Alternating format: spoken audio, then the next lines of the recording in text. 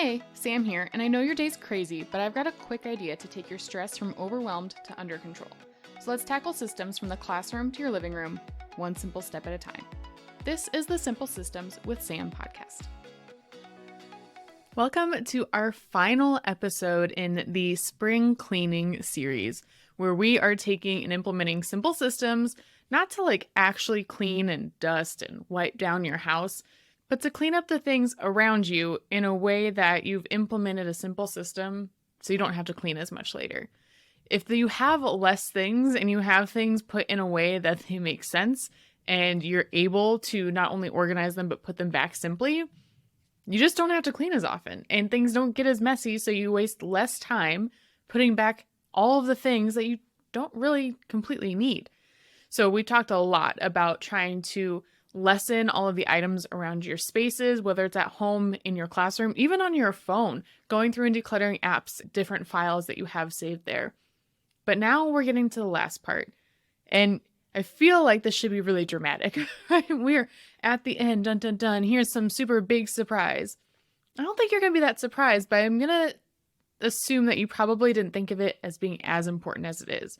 So today, for the spring cleaning series, we're ending on the letter N. And N is for naming. That's right, we're going to spend today talking about names, which, again, doesn't sound that important, but it's completely vital to making sure that you have things that stick in a system, that are assigned to the right people. Once you give something a name, it's so powerful, not only for people and for the world around us, but just for keeping things going back where they should. So let's talk about 5 different ways that you can use naming to simplify your systems this spring. Okay, the first thing, the most obvious, name the location that things are going in. We've spent all of this time decluttering, donating, organizing, putting things in spaces, arranging them so that they make sense for us and other people. But, fun fact, people are going to put things where they want to put things, unless you make it so blaringly obvious that they can put it back on their own. So we are going to name. That's right, get out your trusty label maker and put a label on it. Make sure that everybody knows exactly where things go. And beyond just putting a name on it, especially if you have little kids, include a picture, include some clip art, make it so simple. And what's great with this is that you can change and move these labels around, but it's still going to do the same thing. So if you had a spot for, let's say, pens in your junk drawer, because we all have an overflow of pens in the junk drawer. Well, when you have a container that's labeled and that container gets overflowing, you know that they're supposed to fit in that container.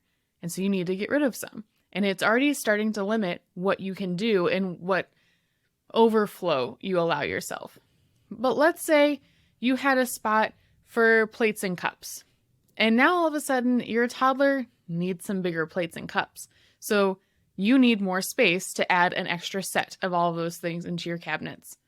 Well, you're going to have to shift some things around. A label can be taken off and a label can be put somewhere new. It's just going to be an identifier for people to help you out. And if there's one thing I want to make sure that you get out of all of this, it's that you don't have to do anything alone. But making it super easy for other people makes it easier for you in the long run. And this is really easy to do with labels. Around your house, you know where things should go.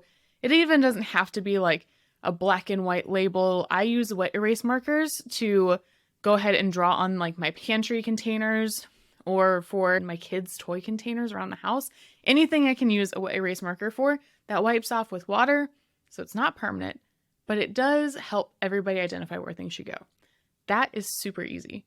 But then also at school, I've been slowly implementing this throughout the year. But as we set up labs and as I organize cabinets, I take a picture. You print that picture off and you show visually what a space should look like. This is also probably something that I need to start doing in my home for my kids. Once they feel like they've organized something, we'll take a picture of it. That way they know what it should look like when I ask them to put their laundry away or when I ask them to clean their room. If they have a set standard proof, a named this is what it should look like, then they are able to clean it up and put it back to the place that it was before. Number 2 is you are going to name your systems. You are going to look at all of the systems that you already implement into your day, systems that you want to implement into your day and into your regular schedule, and you are going to give them a name. It doesn't have to be anything clever, but you can say, "This is my quick 15 clean, and I'm going to get started now." And then you can say, "This is my time for meal planning." Those are both systems. And once they have a name and you can tell other people, "This is what I'm working on," it makes it more real for them to understand what you are doing, that you are trying to accomplish a goal. But also, then what you're going to do is you're going to create a standard operating procedure, an SOP. And you need to create a file somewhere that's accessible for everyone, title your file with the name of your system, and then write down the basic steps underneath. We're doing this for a couple reasons. One is so that you can see where you might have some inefficiencies in your own system or where things might need to be added back in, but also so that you can hand these things off to somebody else in the future. So once you've given it a name and you identify it out loud and other people see that that's what you're doing, it makes it so much easier to say, "Hey, can you do the quick 15 clean?" And they say, "Wait, I know what you do, but I don't know all the steps." You hand them the paper and they can take it over for you. Which leads me into number 3. Number 3 is name who is responsible. So you have who is doing it, what they're doing it, and when they need to do it. Give them a name and a time and a place. If you need somebody else to help you do grocery shopping, you say, "Here is our regular list that I buy from. I need you to do that and then pick these things up from the store." You can name somebody else in charge. You're handing that task off to them. And this is something that feels harder to do at school for some reason, especially in the secondary area.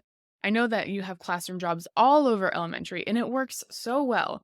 But it feels overwhelming when you have 7 or 8 classes coming in every single day and trying to manage who's actually taking charge and who will actually do the work.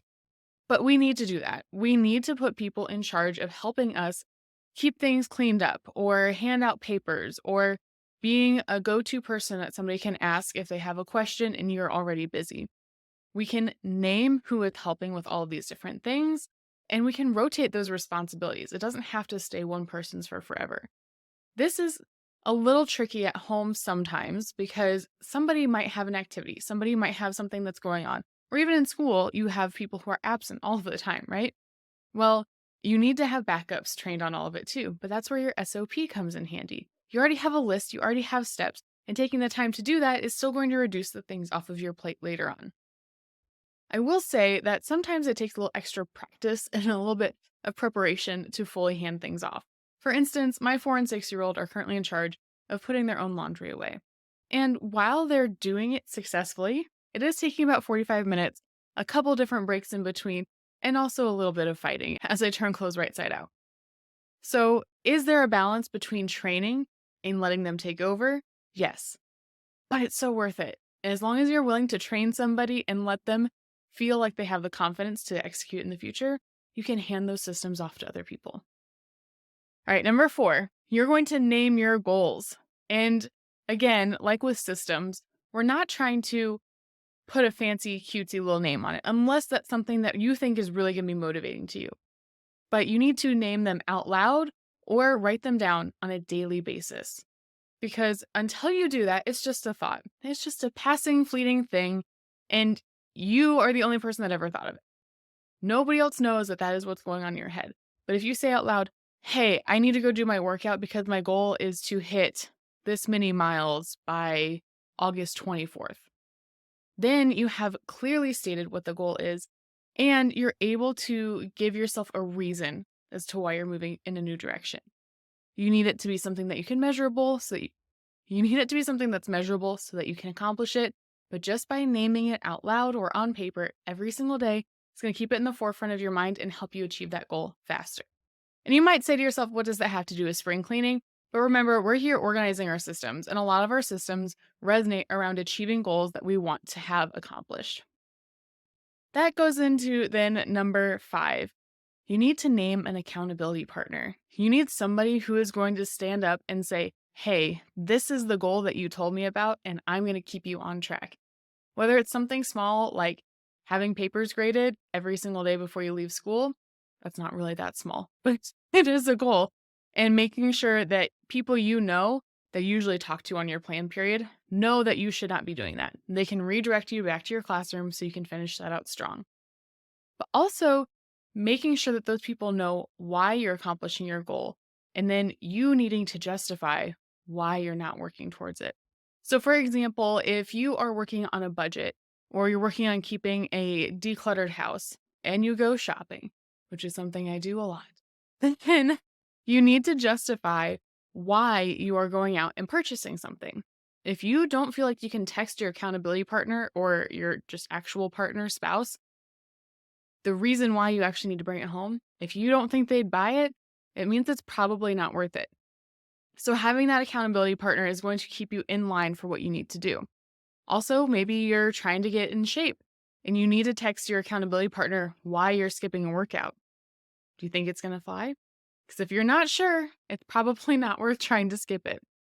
That's going to help keep you in line for all the different goals that you have, whether they are personal, school, or home related. And it's a huge lift off your shoulders that you know you're not doing it alone. Because, like everything else we've talked about when it comes to systems, it's not all yours. You don't have to do it all by yourself. We need to learn to have help. We need to learn to have other people help us accomplish the things that we're working towards, because it's not usually just for us. As teachers and parents, we're usually trying to accomplish these goals for the entirety of our classrooms and our family, and they can help you take responsibility for it. Through this entire series, we have cleared, categorized, and classified all of the things that we see in our everyday life and making sure that we don't have too much of everything to make it a bigger mess to put away later. We have let go of things that we don't need and don't serve us, and we're able to do that in our classroom and at home, but also things in our calendar that are just taking up our valuable time that we're trying to work so hard at having an availability of. Then for E, we did an evaluation of things that we are keeping in our lives and the importance that they have, whether it's an object, a person, or things on our calendar, and really taking a deep look at what is our important values and what are we trying to strive for.